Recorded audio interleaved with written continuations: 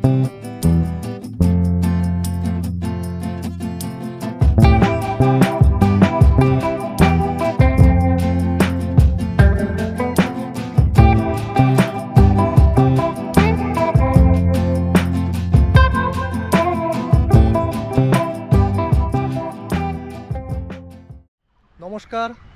আমি অনির্বাণ। আমার আরও একটা ভিডিওতে আপনাদের প্রত্যেককে আমি ওয়েলকাম করছি। আজকে হচ্ছে 23শে আগস্ট 2024 আর এখন আমি রয়েছি হচ্ছে সুকনা রিজার্ভ ফরেস্টের সামনে। আজকে পার্সোনাল কাজেই একটু শিলিগুড়ি এসেছিলাম, এখন ফিরে যাব হচ্ছে কার্শিয়াংয়ে। তো রোহিণীর রাস্তা ধরেই যাব, তাই ভাবলাম এই রাস্তাটার একটু আপডেট আপনাদেরকে দিয়ে দিই। তো চলুন, এই রোহিণী বাইপাস রোডের প্রেজেন্ট সিচুয়েশান কি সমস্ত আপডেট আপনাদেরকে দেব এই ভিডিওতে। তাই ভিডিওটা চলুন শুরু করা যাক।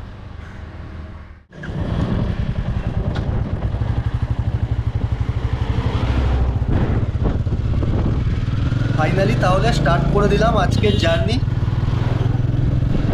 আর এখন টাইম হচ্ছে সকাল 10:10।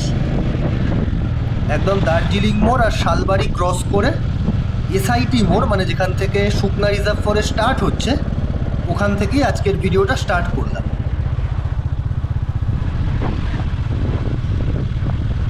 পুলিশের নাকা চেকিং চলছে। তো এই প্রসঙ্গে আপনাদের জানিয়ে রাখি যে এই রাস্তাটাতে সব সময় কিন্তু পুলিশের নাকা চেকিং চলে, যেহেতু এই রাস্তাটা আপনার Mahananda wild life sanctuary and Sukna reserve ফরেস্টের ভেতর দিয়ে যাচ্ছে। তাই স্পিড লিমিটটা 40 থেকে 45-এর মধ্যেই রাখার চেষ্টা করবেন, তা না হলে কিন্তু ফাইন গুনতে হবে।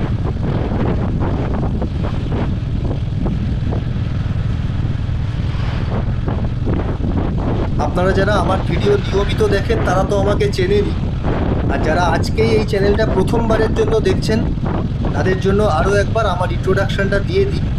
আমি অনির্বাণ, আমি কর্মসূত্রে এখন কার্শিয়াংয়ে থাকি। আমি কোনো প্রফেশনাল ইউটিউবার নই, তাই আমার ভিডিওগ্রাফি বা এডিটিং কোনোটাই এখনও মানে প্রফেশনালসদের মতো হয়ে ওঠেনি। বাট তাও আপনারা যেভাবে আমাকে অ্যাকসেপ্ট করেছেন সেটা সত্যিই খুব মোটিভেশান দেয়। আর আপনারা যখন আমাকে ফোন করেন, মেসেজ করেন, কমেন্ট করেন, তখন ওই যে মতের আদান প্রদান হয়, ভাবনার আদান প্রদান হয়, that is the most beautiful part of my YouTube channel.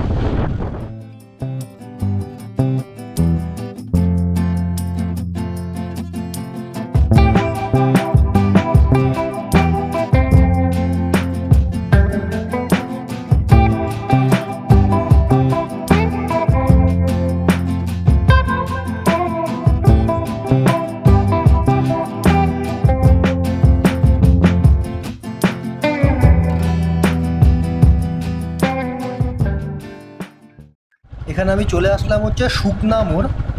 এখান থেকেই সোজা চলে যাবে হচ্ছে NH 55 বা হিল কার্ট রোড, আর আমি লেফট টার্ন নেব ফর রোহিণী।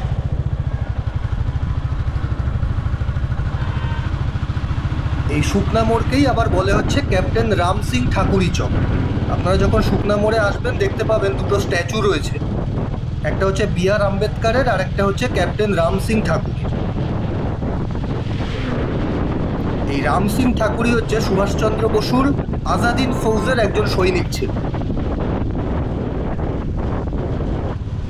আর যে বিখ্যাত প্যাট্রিয়টিক সং কদম কদম বড়ায়ে যা, সেই গানটার স্রষ্টা হচ্ছেন এই রাম সিং ঠাকুর।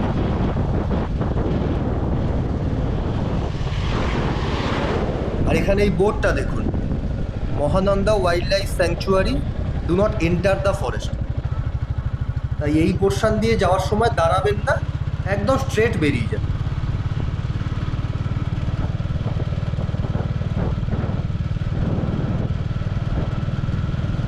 সামনে এখানে রাস্তাটা শুধু দেখুন, মানে দুপাশে ঘন সবুজের মাঝখান দিয়ে এরকম সুন্দর আঁকাবাঁকা রাস্তা, আর তার মধ্যে দিয়ে নিজের বাইক চালিয়ে যাওয়ার যে অনুভূতি, সেটাকে হয়তো শুধু ফিলই করা যায়, ভাষায় বর্ণনা করা খুব খুব ডিফিকাল্ট।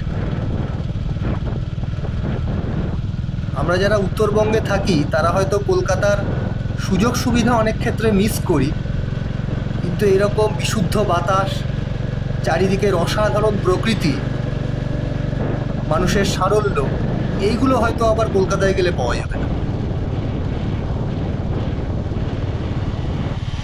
আমি নিজে কলকাতায় জন্মেছি, বড় হয়েছি, জীবনের প্রথম 25টা বছর কলকাতাতেই কেটেছে। কিন্তু আমার প্রথম কর্মজগৎ যখন আমি এক্সাইজ দিয়ে আমার চাকরি জীবন শুরু করি, তখন থেকে উত্তরবঙ্গে, প্রথমে জলপাইগুড়ি ডিভিশন, কালিম্পং, এখন কার্শিয়াং মানে দার্জিলিং ডিস্ট্রিক্ট। ফলে উত্তরবঙ্গই আমার পরিচিতি তৈরি করেছে, আইডেন্টিটি তৈরি করেছে। তাই উত্তরবঙ্গের সঙ্গে একটা অন্যরকম কানেকশন ফিল করি।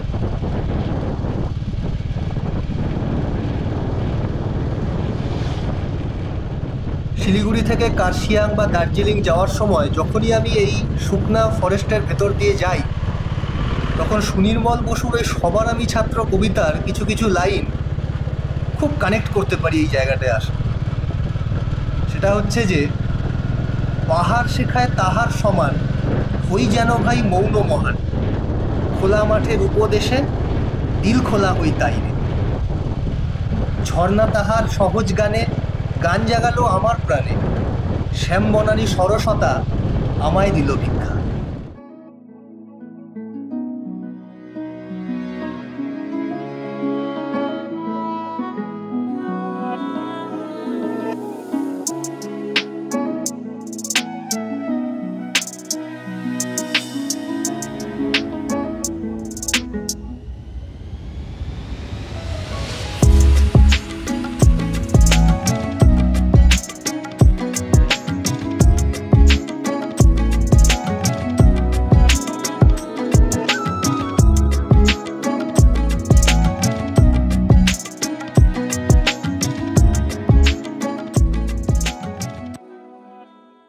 শুকনা ক্রস করে এখন আমি চলে এসেছি হচ্ছে আদলপুর।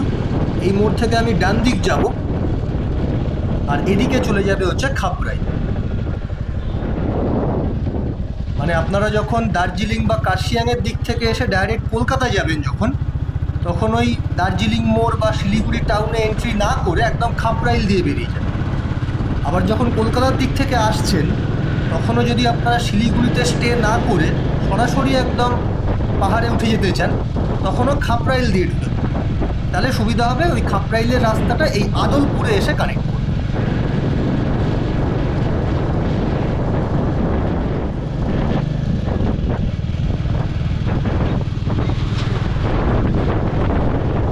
আদলপুর ক্রস করে এখন আমি যাচ্ছি হচ্ছে শিমুল বাড়ির ওপর দিয়ে।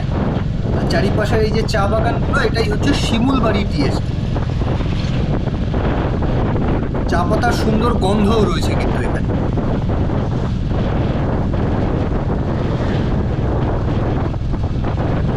এই সামনেই আসবে হচ্ছে রোহিণী মোড়, ওখান থেকেই রোহিণী বাইপাস রোড আর পাংখাবাড়ি রোডটা আলাদা হবে। আমার ম্যাপের ভিডিওটা আপনারা যারা দেখেছেন তারা জানবেন যে শিলিগুড়ি থেকে কার্শিয়াং যাওয়ার মোট 3টে রাস্তা রয়েছে। একটা হচ্ছে NH55 বা হিলকার্ট রোড, যেটা শুকনা মোড়ে আলাদা হয়ে গেল, আর এই রোহিণী আর পাংখাবাড়ি রোডটা সামনে রোহিণী মোড় থেকে আলাদা হবে। চলুন সামনে গিয়ে সেটাও আপনাদেরকে দেখাবো। আর এখন টাইম হয়েছে হচ্ছে সকাল 10টা 25। আমি ঢুকছি হচ্ছে রোহিণী মোড়। বাদিকে হচ্ছে ডিএসপি ট্রাফিকের অফিস, একটু মার্ক করে রাখুন, এটা একটা জাংশন পয়েন্ট। এদিকে বেরিয়ে যাচ্ছে হচ্ছে পাংখাবাড়ি রোড, আর আমি রাইট টার্ন নেব to take the Rohini bypass. আর এই রাইট টার্নটা নেওয়ার পরেই সামনে চলে আসবে এরকম অসাধারণ প্রকৃতি।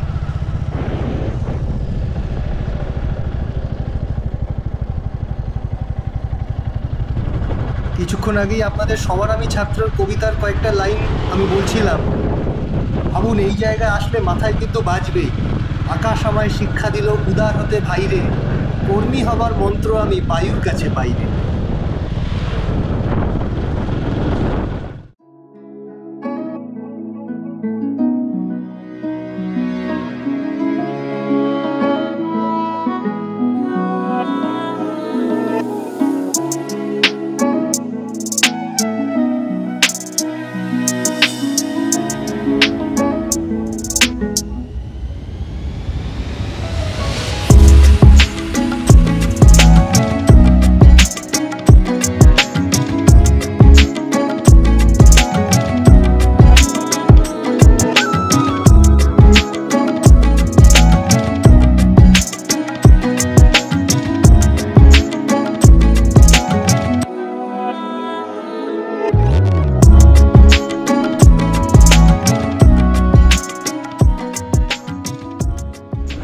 এখানে আমি প্রায় রোহিণী টোল প্লাজার একদম সামনে চলে এসেছি।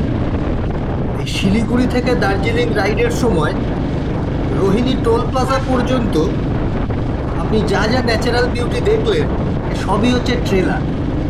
আসল পিকচার শুরু হবে কিন্তু এই টোল প্লাজা ক্রস করার পর থেকেই। তো চলুন আমার সাথে থাকুন আর ভিডিওটা একদম শেষ পর্যন্ত দেখতে থাকুন।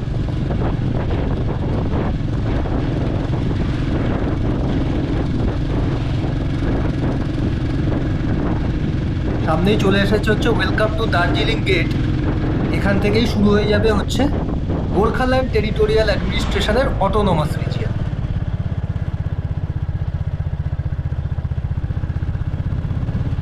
সামনেই হচ্ছে রোহিণী টোল প্লাজা। এখানে বাইকের জন্য আগে কোনো টোল লাগতো না, বাট রিসেন্টলি একটা সামান্য অ্যামাউন্ট এরা চার্জ করছে। চলুন দেখি এখন কি হয়।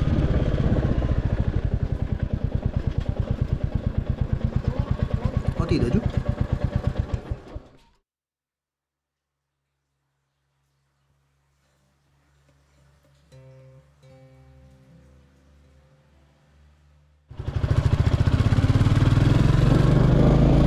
এখানে রিটার্ন জার্নির ক্ষেত্রে বাইকের টোল হচ্ছে 10 টাকা, আর সিঙ্গেল জার্নির ক্ষেত্রে হচ্ছে 5 টাকা। আর এই টোল প্লাজা ক্রস করার পরে শুরু হয়ে যাবে এরকম স্টিপ ক্লাইম্ব। অর্থাৎ এই রোহিণী টোল প্লাজা পার হওয়ার পর থেকেই শুরু হবে হচ্ছে প্রপার আপহিল এক্সপিরিয়েন্স। আর এখানে আরেকটা কথা আপনাদের বলে রাখি, আপনারা অনেকেই আমাকে প্রশ্ন করেন যে আপহিল যাওয়ার সময় কি সবসময় ফার্স্ট গিয়ারেই চালাতে হবে? তো এই প্রসঙ্গে আমি বলবো, দেখুন, কোনো হার্ড অ্যান্ড ফাস্ট রুল কিন্তু নেই। Just follow the basics and keep it simple. গাড়ির স্পিড অনুসারে গিয়ার দিন, যেরকম সমতলে দেন।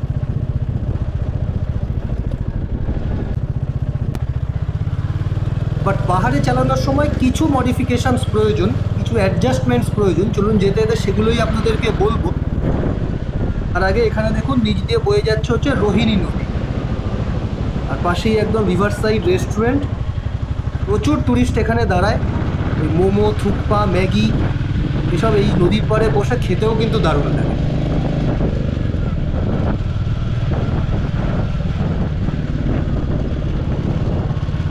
তো যাই হোক, পাহাড়ে বাইক চালানোর সময় যে মডিফিকেশানসের কথা বলছিলাম, ধরুন আপনি সমতলে বাইক চালাচ্ছেন, আপনি 40 স্পিডে চালাচ্ছেন, 4 নম্বর গিয়ারে রয়েছে এখানে। তখন সাপোজ সামনে কোনো মানুষ আসলো, আপনাকে একটু স্লো করতে হলো, আপনি ব্রেক অ্যাপ্লাই করলেন, তখন আপনার স্পিড 40 থেকে 30-এ না।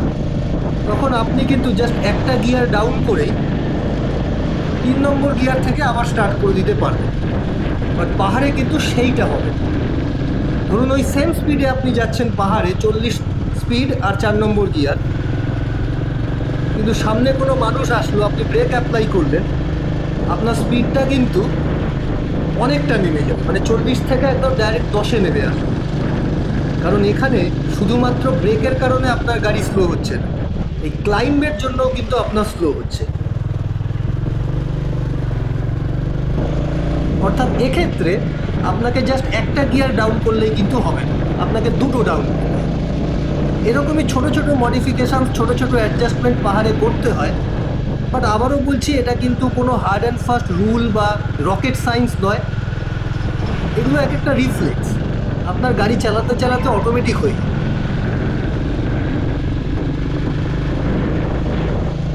মানে এক্ষেত্রে একটা কথা আমার মনে পড়ছে, মানে আমরা যখন প্রথম 4 হুইলার চালানো শিখি, তখন নিচে তাকিয়ে আমাদের দেখতে হয় এটা হচ্ছে ক্লাচ, এটা হচ্ছে ব্রেক, এটা হচ্ছে অ্যাক্সিলারেটর।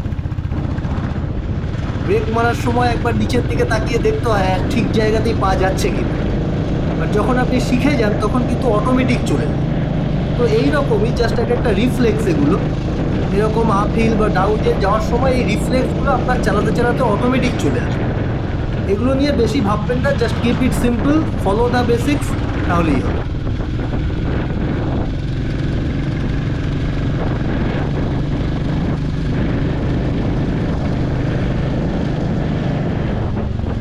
আর এখানে আরও একটা কথা আপনাদেরকে আমি বলবো, দেখুন প্রত্যেকেরই রাইডিং অ্যান্ড ড্রাইভিংয়ের একটা নিজস্ব স্টাইল আছে।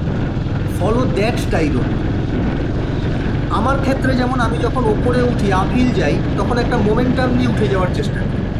দেখুন এখনও আমার বাইকে প্রায় 40-45 মতো স্পিড রয়েছে, 4 নম্বর গিয়ারে চলছে। আমার কাছে আপিল যাওয়াটাই অনেক সোজা মনে হয়, কারণ আমি বাইকের শক্তিতে ওপরে উঠছি।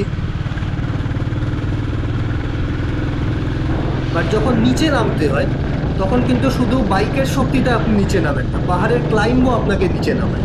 তো সেইটা আমি তখন দেখবেন অনেক আস্তে আস্তে যাই, আর ওঠাটা আমি একটা মোমেন্টাম নিয়ে উঠে যাই, তাতে বাইকের ওপর প্রেশারও কম পড়ে।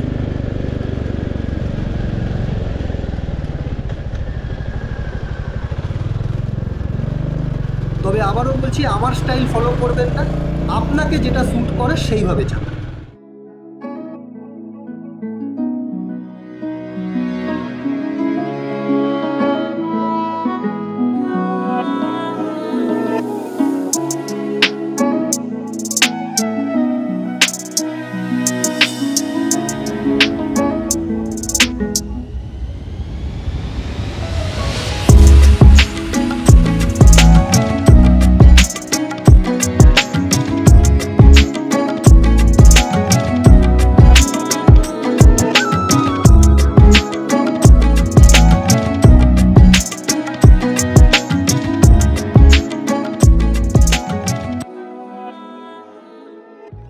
এখানে যত ওপরে উঠছি দেখুন ওয়েদার ক্রমশ খারাপ হচ্ছে। এটাও কিন্তু পাহাড়ের একটা ক্যারেক্টারিস্টিক ফিচার যে এখানকার ওয়েদার আপনি কখনো প্রেডিক্ট করতে পারবেন না। বলতে বলতে এখানে হালকা বৃষ্টি স্টার্ট হয়ে গেল। আজকে রেনকোট ক্যারি করছি না, তাই দাঁড়িয়ে পড়া ছাড়া আমার আর কোনো উপায় নেই।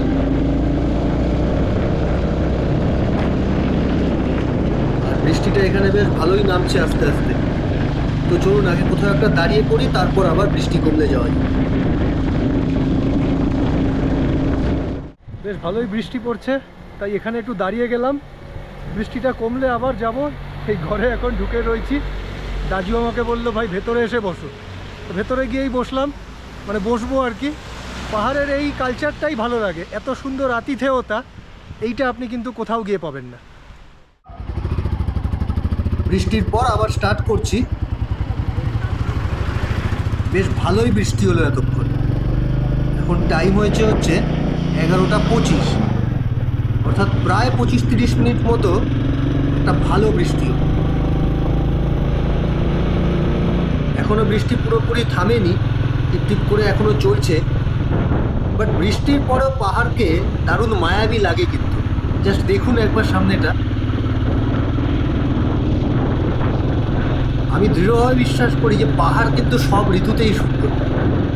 আপনি সানি ওয়েদারে আসুন তখন পাহাড় একরকম, ফগি ওয়েদার তখন পাহাড় আরেক রকম, আবার এরকম রেইনি ওয়েদার এখন পাহাড় আরেক রকম।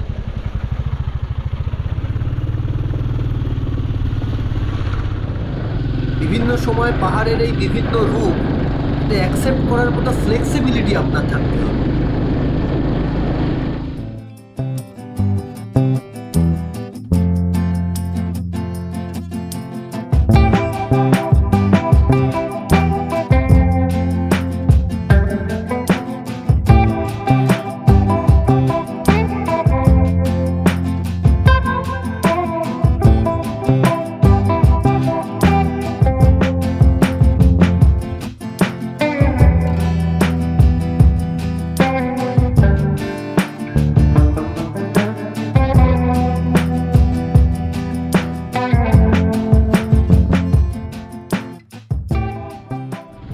এখানে আমি প্রায় কার্শিয়াংয়ে ঢুকছি এখন, আর মোটামুটি ওই 1.5-2 কিলোমিটার মতো গেলেই হচ্ছে কার্শিয়াং টাউন।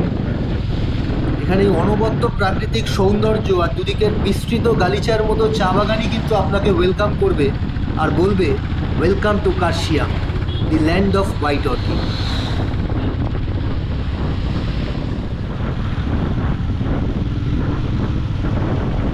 এই কার্শিয়াংয়ে এসেই কানেক্ট করবে হচ্ছে Rohini bypass road, NH55 hill cart road আর হচ্ছে পাংখাবাড়ি রোড। চলুন সামনে গিয়ে দুটো জাংশন পয়েন্ট আপনাদেরকে দেখাবো। একটা হচ্ছে কার্শিয়াং 0 পয়েন্ট, যেখানে এই রোহিনী বাইপাসের সাথে কানেক্ট করবে হচ্ছে NH55, আরেকটা হচ্ছে কার্শিয়াং টয় ট্রেন স্টেশন, যেখানে এই রোহিনী বাইপাস রোডের সাথে কানেক্ট করবে হচ্ছে পাংখাবাড়ি রোড।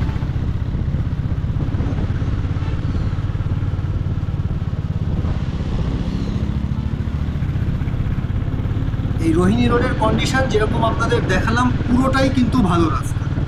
দু একটা জায়গায় ছোট ছোট পথস বাদ দিলে পুরো রাস্তার ইমপ্রেশনই আমার বেশ ভালো। এই সামনেই আসছে হচ্ছে কার্শিয়াং 0 পয়েন্ট, এটাই হচ্ছে ওয়েলকাম টু কার্শিয়াং গেট। এটা একটা মেজর জাংশন পয়েন্ট, একটু ভালো করে খেয়াল করুন। এখানে দেখুন ডান দিক থেকে একটা রাস্তা বেরোচ্ছে, এই যে রাস্তাটা, এইটাই হচ্ছে NH55 বা হিল কাট রোড। অর্থাৎ এই কার্শিয়াং 0 পয়েন্টে এসে হিল কাট রোড আর এই রোহিণী বাইপাস রোড কানেক্ট করলো। এদিকে মাইল ফলক বলছে টুং 8, সোনাদা 17, বাট ওদিকে আমি যাব না। ওই জায়গাগুলো আমার কার্শিয়াং টু দার্জিলিংয়ের ভিডিওতে অলরেডি আপনাদের ডিটেলসে দেখিয়েছি, যারা দেখেননি ওই ভিডিওটা দেখে নিতে পারেন। এই সামনেই আমি ঢুকছি হচ্ছে কার্শিয়াং টয় ট্রেন স্টেশন। এই জায়গাটা একটু কনজেস্টেড থাকে, মানে ওই কার্শিয়াং 0 পয়েন্ট থেকে টয় ট্রেন স্টেশন আর কার্শিয়াং বাজার এই পোর্শনটুকু একটু কনজেস্টেডই থাকে।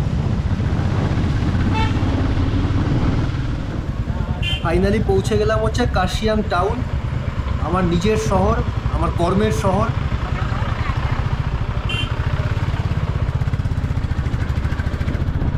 আর এই সামনেই হচ্ছে কার্শিয়াং টয় ট্রেন স্টেশন। ডান দিক দিয়ে যে গাড়িগুলো নেমে আসছে ওটা দার্জিলিংয়ের দিক থেকে আসছে, ওয়ান ওয়ে রাস্তা। আর সোজা রাস্তাটা বেরিয়ে যাবে হচ্ছে দার্জিলিংয়ের দিকে।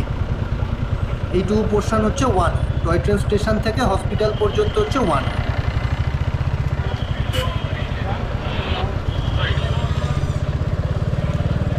আমি এই বাদিকে যাব, এইটাই হচ্ছে পাংখাবাড়ি রোড। আমি পাংখাবাড়ি রোডেই থাকি। আপনাদের বলছিলাম যে কার্শিয়াং টয় ট্রেন স্টেশনে পাংখাবাড়ি রোডটা এসে কানেক্ট করবে। এই রাস্তা কিন্তু আবার সোজা চলে যাচ্ছে হচ্ছে শিলিগুড়ির দিকে। সো ফাইনালি পৌঁছে গেলাম হচ্ছে কার্শিয়াংয়ে আমার বাড়িতে। এই রোহিণীর রাস্তার পুরো আপডেটই আপনাদের দিলাম। তো আশা করি ভিডিওটা আপনাদের ভালো লাগলো। যদি ভিডিওটা আপনাদের ভালো লাগে একটা লাইক করবেন আর কমেন্টে আপনাদের মতামতও জানাতে পারেন। তো চলুন আজকে এখানেই শেষ করছি, দেখা হচ্ছে পরের ভিডিওতে। টাটা।